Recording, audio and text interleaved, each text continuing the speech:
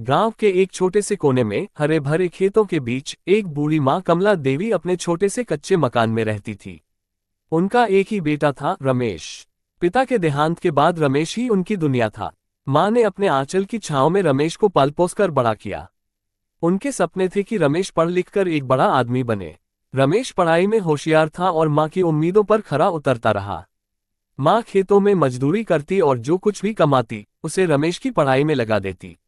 दिन पर दिन बीतते गए और रमेश ने कॉलेज की पढ़ाई पूरी कर ली।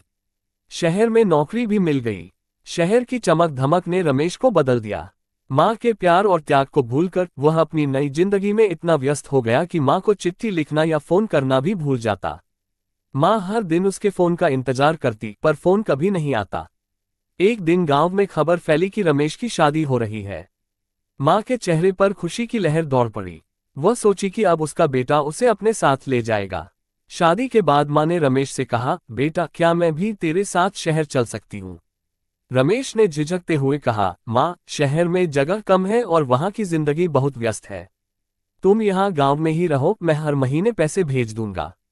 माँ का दिल टूट गया, लेकिन उसने अपने आंसू छुपा लिए। हर महीने पैसे आते रहे, लेकिन उन रुपयों में वो प्यार नहीं था जो एक बेटे की जरूरत होती है। माँ ने खुद को समझा लिया कि उसका बेटा खुश है, बस यही काफी है। समय बीतता गया। माँ की तबीयत बिगड़ने लगी।